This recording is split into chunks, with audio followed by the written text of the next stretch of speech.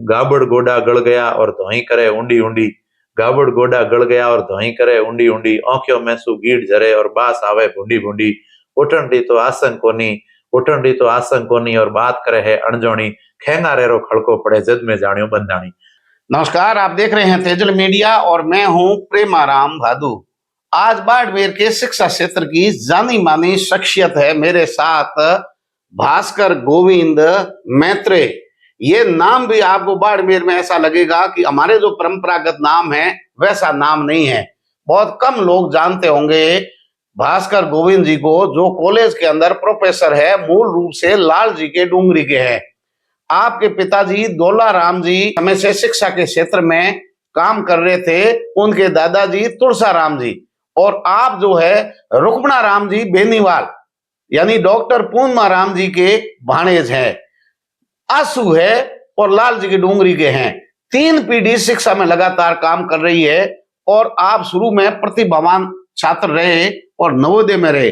10वीं नवोदय जसवंतपुरा करने के बाद में जोधपुर से आपने 12वीं की, उसके बाद में आईआईटी की आपने झारखंड से, उसके बाद में साहित्य में आगे अंग्रेजी विषय से आपने जो है ग्रेजुएशन किया।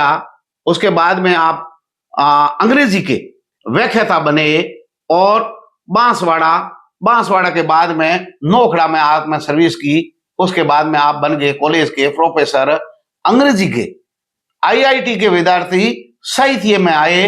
टर्निंग पॉइंट ये रहा कि आप 10वीं में मेरिट में रहे, लेकिन उससे 1 साल पहले आपके पिताजी का देहावसान हो गया था। उसके बावजूद भी जो रीजनल नवोदय क्षेत्र है जिसमें हरियाणा, दिल्ली, राजस्थान आता है, उसमें 10 टॉप में मेरिट में 8वां स्थान आपने प्राप्त किया।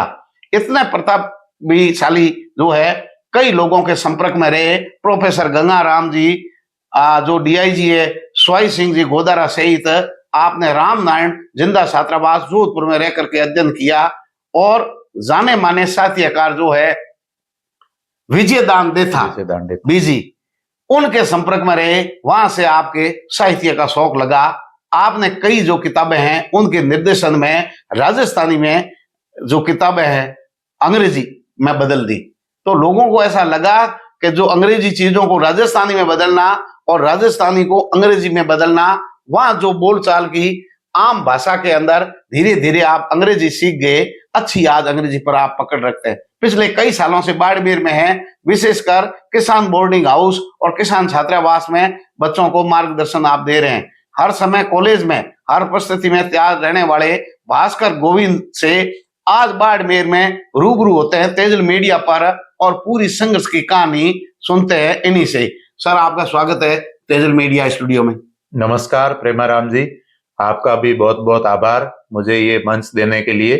और जैसा कि आपने बताया, ये 3 पीढ़ियों के संघर्ष और शिक्षा के प्रति ललक और बीच में बहुत सारी परेशानियों को झेलते हुए भी आगे बढ़ने की जिद है। तो ये बताते हुए मुझे भी बहुत हर्ष हो रहा है, क्योंकि इससे पता नहीं कितने लोग जो कठिनाई में आज तैयारी कर रहे होंगे या आगे बढ़ना चाहते होंगे, उनको एक संबल मिलेगा, एक प्रेरणा मिलेगी। और मेरा जो पेशा है पढ़ाने का, वो यही काम है हमारा कि हम युवाओं को संबल दें, उन परिवारों को सहारा दें। तो आपका बहुत बहुत धन्यवाद। गोविंद जी, एक बालक जो पढ़ रहा है 9th क्लास के अंदर है और उसके पिताजी का जो है देहावसान हो गया है, वो जो परिस्थिति थी वो कितनी दुखदायी थी आपके लिए? देखिए प्रेमाराम जी, ये जो बालक है जो 9वीं कक्षा में पढ़ता है और अचानक से उसको खबर मिलती है कि परिवार में जो साया है, मुख्य कमाने वाला या थोड़ा आगे कुछ ले जाने वाला, वो हट जाए, तो उसके बाद की जो सामाजिक परिस्थितियां हैं जो हमने इधर उधर सुन रखी थी, वो वास्तव में अपने ऊपर आती है, जिम्मेदारियां आती है। माताजी अकेले रह जाते हैं और गांव के सब माहौल में बहुत तरह की नेगेटिव चीजें सुनने को मिलती है। तो दिलासा देने वाले लोग कम होते हैं और पढ़ाई के लिए प्रेरित करने वाले, सहारा देने वाले लोग कम होते हैं। तो इसमें कुछ लोगों ने, जो आपने नाम बताए, उन्होंने सहयोग किया। तो वो स्थिति ऐसी होती है कि आपको फिर से अपने आप को संभालना पड़ता है और परिवार को भी संभालना पड़ता है। और कई बार ये काफी कहना आसान है, लेकिन मुश्किल होता है धीरे धीरे समय लगता है, लेकिन हमें सकारात्मक सोच के आगे बढ़ना चाहिए। ग्रामीण पृष्ठभूमि, देसी अंदाज, ठेठ मारवाड़ी से और अंग्रेजी का सफर, आज आप फराटेदार अंग्रेजी बोलते हैं, ये सफर कितना कठिन रहा एक मारवाड़ी देसी गांव से निकले हुए व्यक्ति के लिए? ये देखिए, ये सफर काफी लंबा रहा, और जब हम नवोदय विद्यालय में पढ़ने गए तो थोड़ा हमने अंग्रेजी के अध्यापक जो हैं उनसे सीखा, लेकिन बाद में हमें एक ऑस्ट्रेलिया के डैनियल साहब मिले थे, जो कलाकार भी हैं और डॉक्यूमेंट्री मूवीज बनाते हैं, और जब हम अंग्रेजी में कुछ भी शब्द बोलते तो उनको हमारे ऊपर बड़ी हंसी आती थी, जैसे कोई भी शब्द के उच्चारण पे। तो हमने उनसे पूछा कि आप हमें सही बताओगे तो हम आपके मार्गदर्शन में चलेंगे।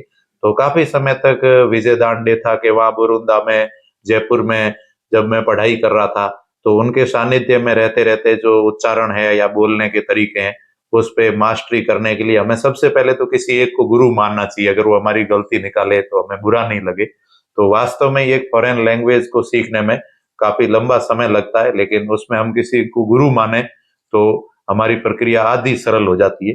धीरे धीरे हमने ये चीजें सीखी है और धीरे धीरे इसमें आगे बढ़े। इसमें काफी लोगों का सहयोग रहा है और उस अभ्यास से भी सीख सकते हैं जो भी सीखना चाहते हैं।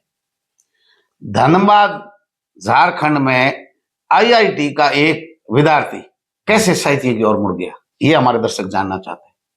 साहित्य का लगाव बचपन से ही था, और मेरे पिताजी भी राजस्थानी में कई कविताएं सुनाते थे हमें, और कई स्वरचित कविताएं लिखते भी थे।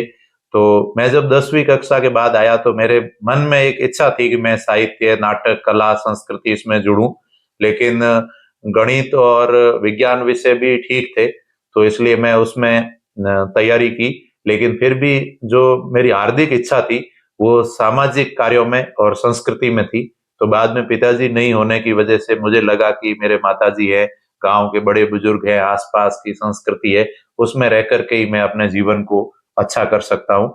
और हमें ज्यादातर वही काम करना चाहिए जो हमसे अच्छा हो, और उससे हम खुश भी रहेंगे और हम दूसरे लोगों को भी कुछ खुशी दे पाएंगे। तो साहित्य की जो ललक थी वो बचपन से थी, और हमारे वहां जो संगीतकार या गाने वाले आते थे उनको हम पूरी रात बैठ के बहुत ध्यान से सुनते थे।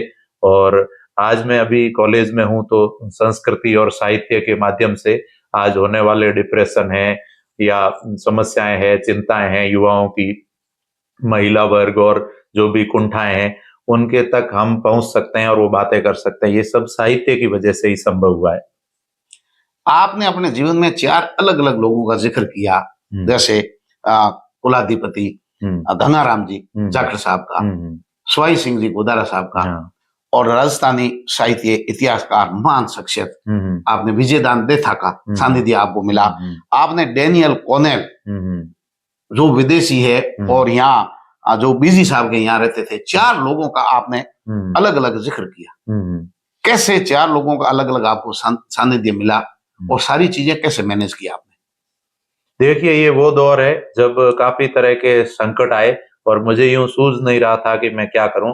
तब ये शख्सियत जो है, ये अपने आप में प्रतिष्ठित काम करने वाले लोग थे, तो इनको देख करके एक आशा की किरण जगी कि किसी प्रकार गांव से निकल के, ढाणी से निकल के, छोटी छोटी मानसिकताओं से बाहर निकल के हम कैसे अपने जीवन को बनाएं। तो इन लोगों को, व्यक्तित्व को देखा या उनसे प्रत्यक्ष या परोक्ष रूप से जो मदद मिली, तो हमें लगा कि हमें अपना जो समाज है, अपने जो लोग हैं, उनके लिए जिएंगे तो हम को अपने लिए एक ऊर्जा भी मिलेगी, और सफलता केवल एक व्यक्ति की सफलता नहीं है, मेरा ये मानना है। जैसे आज हम ये भाषा भी बोलते हैं तो अनेक लोगों से हमने बोलना सीखा है, चलना सीखा है, कितना हमारे ऊपर सभी का ऋण है।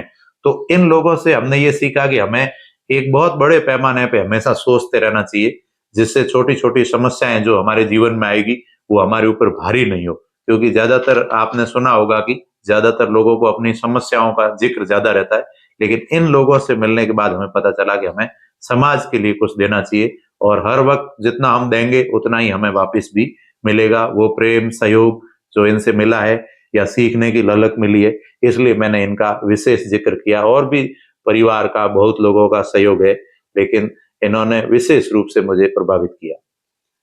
आपने बताया कि नवोदय में 1994 में आपका चयन हुआ।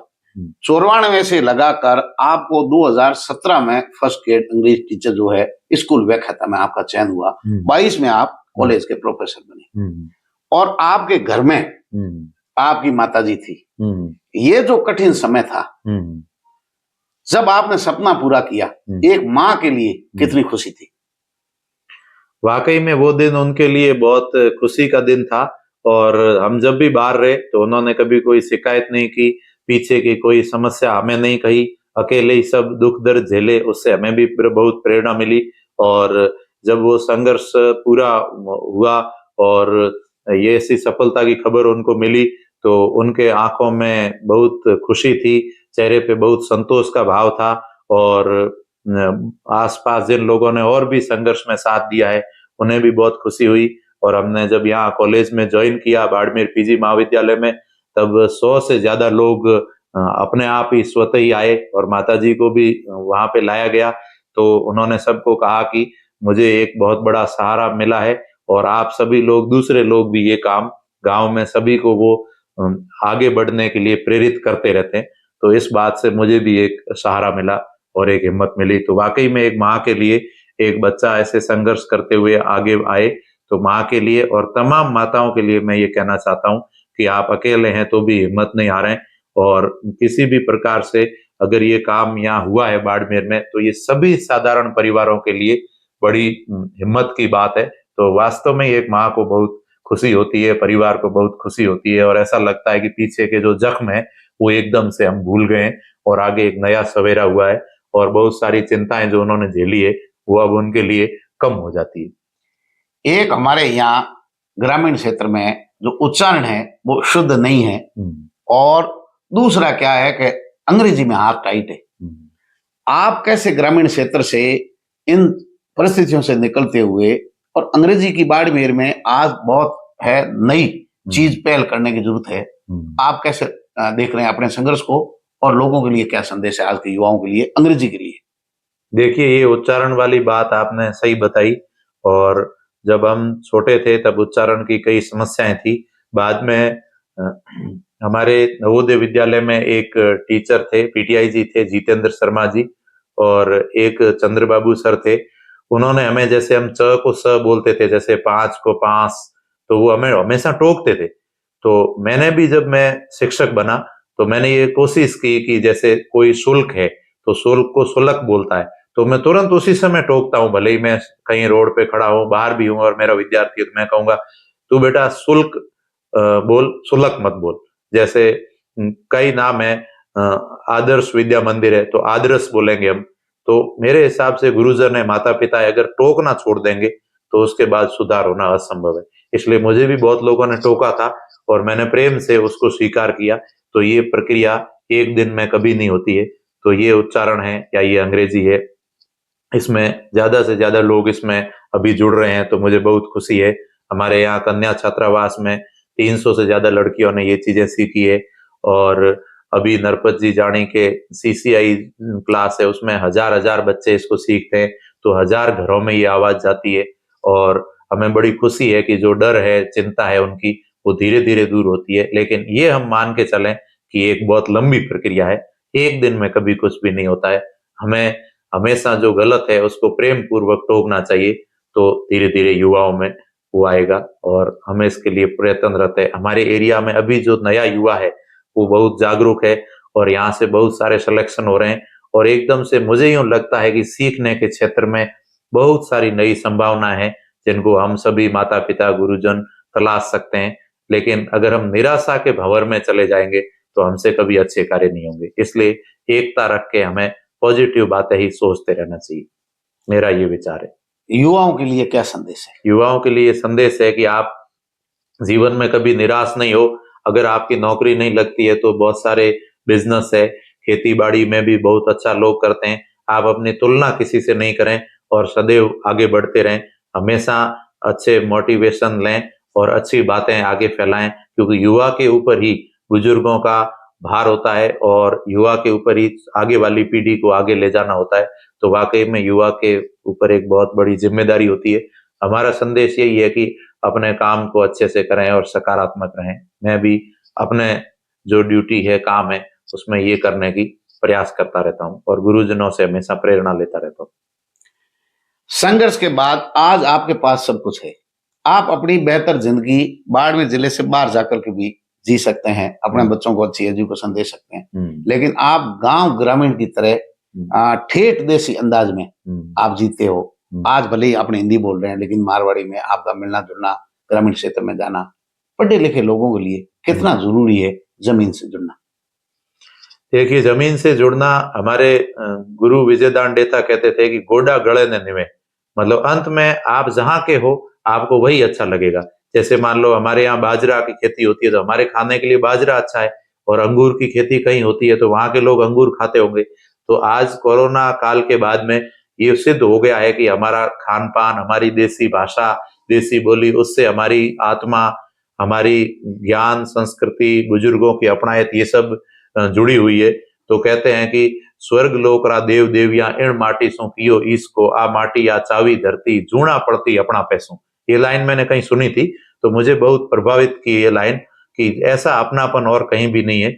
और हमें, हमारे ऊपर जो ऋण है इस धरती का और बुजुर्गों का, जैसे मैंने अभी आपको बताया कि हमारी पीढ़ियों का संघर्ष है, अलग अलग लोगों ने अपना पूरा जीवन लगाया था, तो फिर हमें यहीं पे जमीन से जुड़े रहने में हमें बहुत सारे संस्कार मिलेंगे और हम आदर करेंगे, कहना मानेंगे बुजुर्गों का, तो हमारा भी रेस्पेक्ट होगा और हम चीजों को प्रेम पूर्वक सिखा पाएंगे। तो हम कभी भी अपनी संस्कृति से बाहर जाकर के सुख नहीं प्राप्त कर सकते हैं।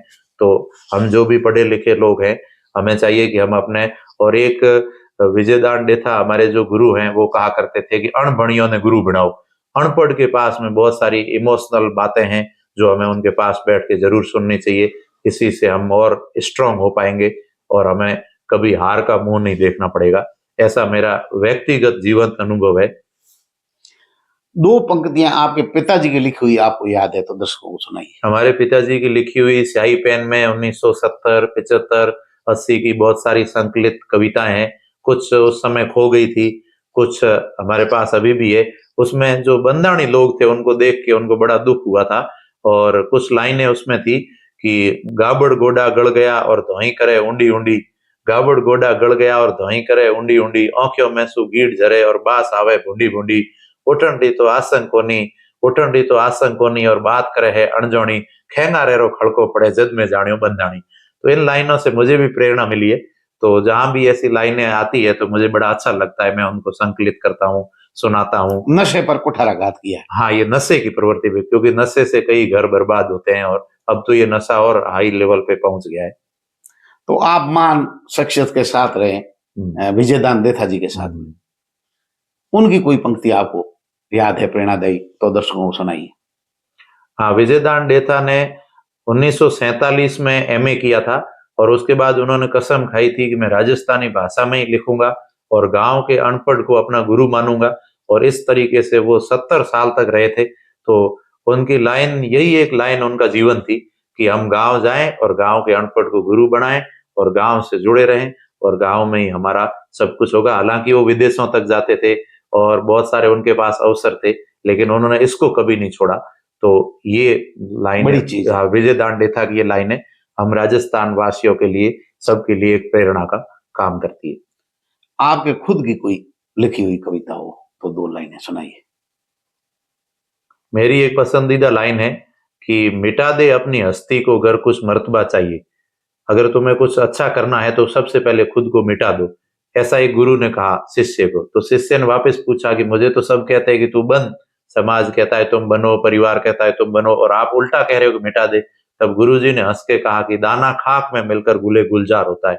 जब दाना मिट्टी में मिलता है तभी तो वृक्ष बनता है, उसके लिए दाने को तो मरना पड़ता है। तो तू अपने आप को मिटा, तो अपने आप तो कुछ बनेगा। तो ये संदेश युवाओं के लिए बहुत अच्छा है, और इस लाइन में ये है कि आप मिट करके आप बड़े बन सकते हैं, छोटा बन करके आप बहुत बड़ी बड़ी सेवाएं दे सकते हैं। ये संदेश युवाओं के लिए है और मुझे भी लगता है कि हम सभी युवाओं को करना चाहिए। एक आखिरी सवाल, ये आपका नाम बड़ा कॉम्प्लिकेटेड है तो ये थोड़ा बताइए कि ये ऐसा नाम जो हमारे सामान्यता यहाँ नहीं है। हाँ हाँ, इसके बारे में सभी मुझे पूछते हैं, इवन मैं कॉलेज के इंटरव्यू में गया था, आरपीएससी इंटरव्यू में, तो उन्होंने मुझे पूछा था, मैं विजयदान डेथा के वहां कोई नाम से लिखना था, तो विजयदान डेथा ने काफी दिन सोचने के बाद में ये एक बढ़िया नाम जिसका अर्थ भास्कर गोविंद मैत्रेय मतलब सूर्य भगवान का मित्र, तो इस नाम को उन्होंने मुझे दिया और हंस के कहा था कि तुम्हारे ऊपर लोग हंसेंगे तो तुम सहन कर लोगे। मैंने उनको कहा कि मीराबाई ने प्रेम में विष भी पिया था, तो आपके आदर में ये तो बहुत छोटी सी बात है। फिर मैं उसी नाम से लिखने लगा, उसी नाम से मैं जाना जाने लगा और अब तो ये रोज की बात है, हमेशा लोग पूछते हैं। तो ये हमारे सूर्य के एक मंत्र है, उसमें से लिए हुए नाम है जो हमारे गुरुजी की देन है, इसलिए मुझे ये सहर्ष स्वीकार है। और इस नाम से चर्चा होती है तो एक दो हमें नए शब्द भी मिलते हैं। हालांकि ये सही है कि यहाँ पे ऐसा नाम नहीं है, लेकिन जो कि मैं यहाँ कॉलेज में शिक्षा विभाग में हूँ, तो कुछ नई चीजें हम हर समय सीख सकते हैं, नाम से भी सीख सकते हैं। तो आज हमारे साथ है भास्कर गोविंद मैत्रेय। शिक्षा विभाग में या जो कॉलेज है, कोचिंग संस्थान है, उन लोग सब आपको जानते हैं, लेकिन बहुत सारे लोग बाड़मेर में नहीं जानते कि बाड़मेर के अंदर संभवतः सीधे प्रोफेसर कॉलेज के बनने वाले भास्कर गोविंद जी है। आप यहाँ शिक्षा का उजियारा फैला रहे हैं, वो भी अंग्रेजी जैसे विषय के अंदर। साधारण मिलनसार, मूल डूंगरी के हैं, लेकिन आज आपके सामने जो भास्कर गोविंद है, वो इनके दादाजी तुलसा राम जी ने आजादी से पहले पोसाल वहां खोली थी और एक पढ़ा लिखा टीचर जो है लाल जी की डूंगरी में ला करके उन्होंने अपने पूरे गांव और परिवार को पढ़ाया। यहां तक कि उन्होंने पढ़ाई के लिए पूरा गांव छोड़ दिया, लेकिन बच्चों को पढ़ाओ। उस समय बच्चों के साथ में बच्चियों को यानी बेटियों की भी शिक्षा उस समय उन्होंने शुभारंभ किया। उनके बाद में बड़ी जो हस्तियां हैं वो इंजीनियर उमा राम जी सहित हजारों नाम हैं लालजी डूंगरी के आसपास अभावों के अंदर निकल करके बड़े पदों पर पहुंचे।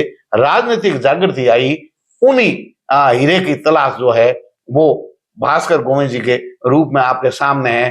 पहचानने की जरूरत है। हमारे आसपास प्रतिभाओं की कोई कमी नहीं है, उनको आगे लाए, ऐसे लोगों से मार्गदर्शन दे और हमारे बच्चे भी उस मुकाम को हासिल करें। देखते रहिए तेजल मीडिया। नमस्कार, राम राम साहब।